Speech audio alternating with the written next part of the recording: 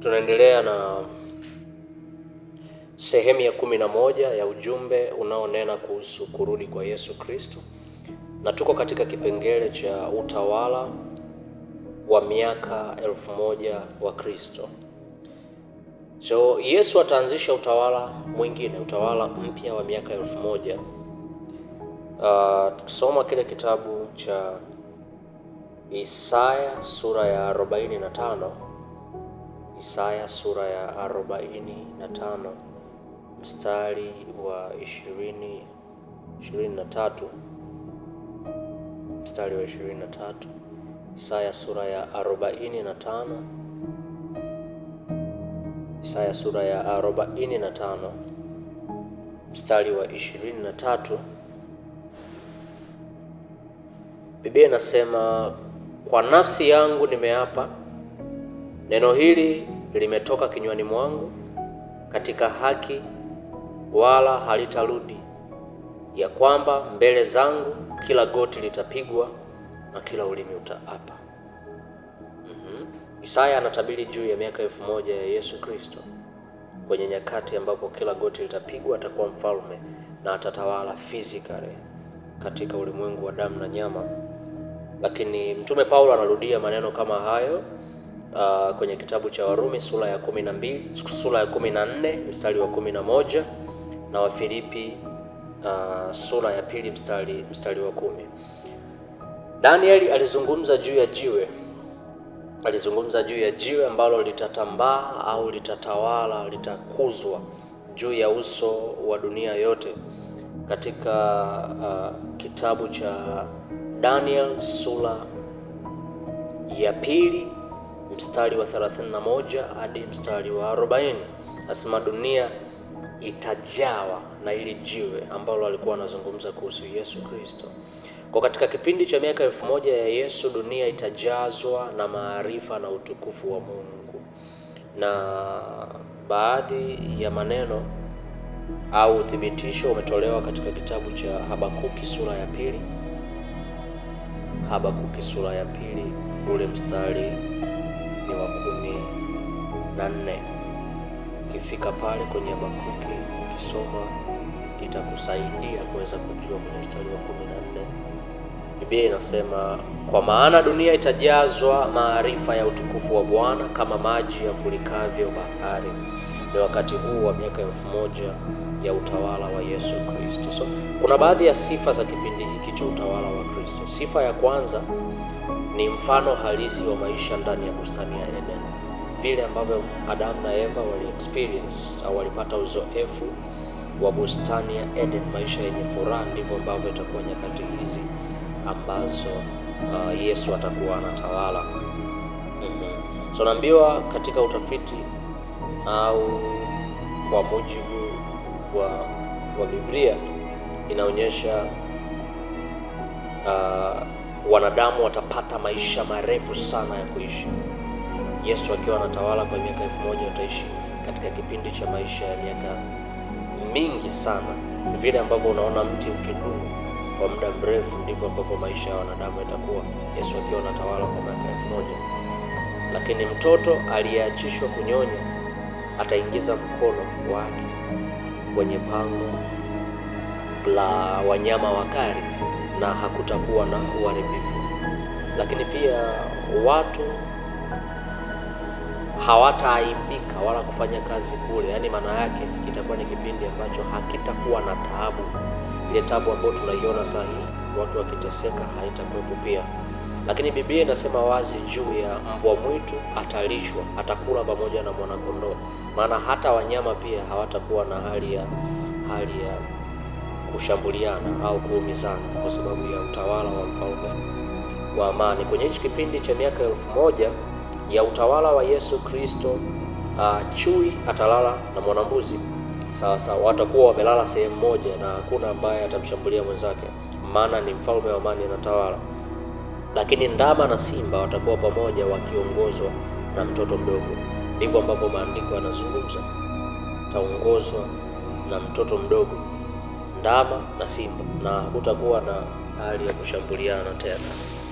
Lakini pia Biblia inazungumza wazi juu ya ng'ombe atalishwa pamoja na ndugu na watoto wao watalala pamoja bila kushambuliana, bila kuumizana.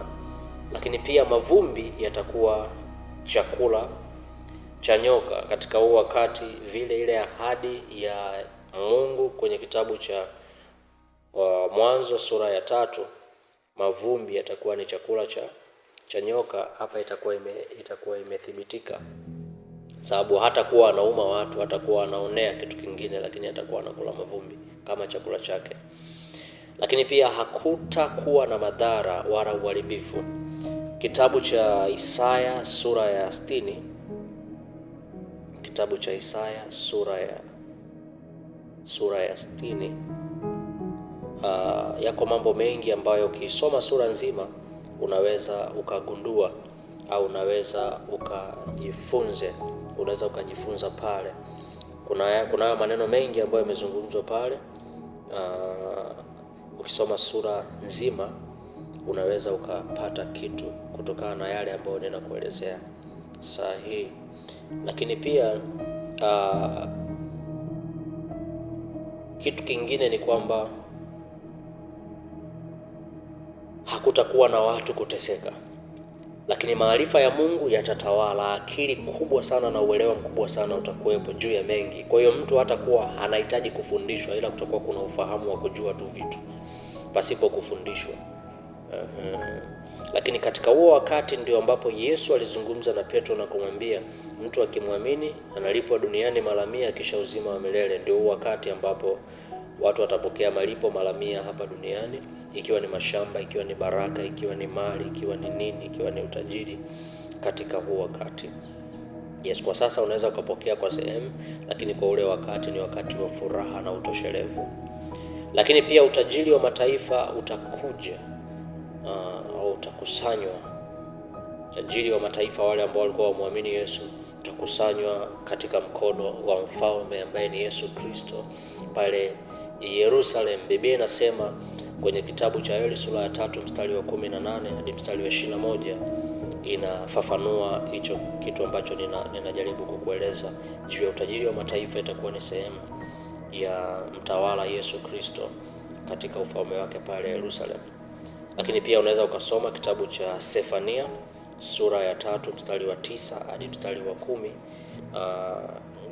Utaona au itakuthibitishia kwa yale ambayo tunayanena na kuyazungumza au kuyafafanua katika ujio au wakati mzuri kabisa ambao Yesu atashuka na atakuja kwa ajili ya kutupa furaha, kwa ajili ya kuja kutawala pamoja na watakatifu wake.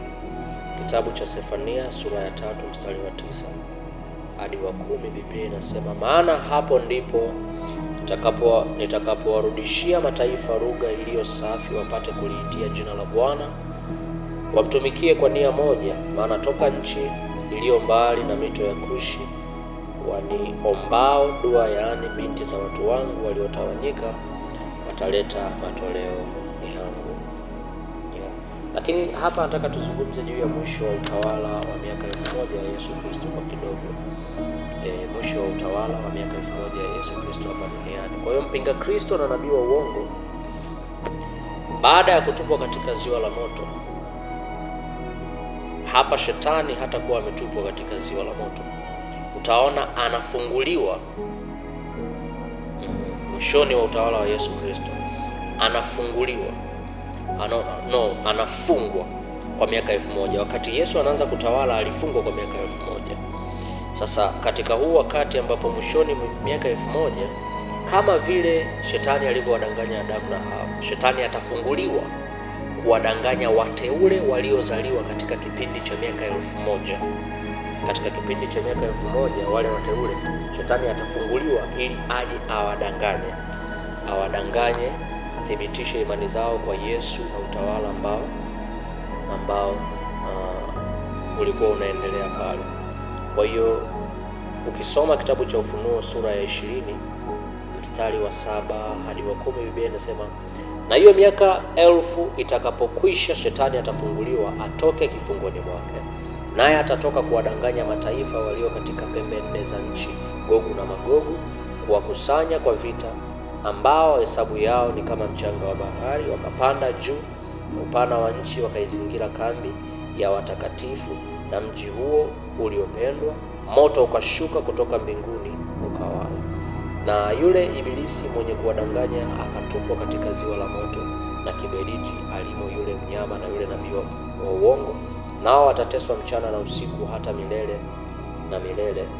Kwa hiyo unaona, atafunguliwa kwa ajili ya kufanya udanganyifu. Shetani atapanga kupigana na Kristo na atashindwa waziwazi na aibu kuu. Atatupwa kwenye ziwa la moto milele. Kwa hiyo kwa nini? Kwa sababu alianza kwa udanganyifu kupitia shamba la Eden, na atamaliza safari yake ya kutupwa kwenye ziwa la moto kwa udanganyifu pia. Ninakushukuru kwa wakati huu, nikukaribishe kufuatilia sehemu ya 12 inayofuata, ambapo tutazungumza juu ya hukumu za Ibilisi.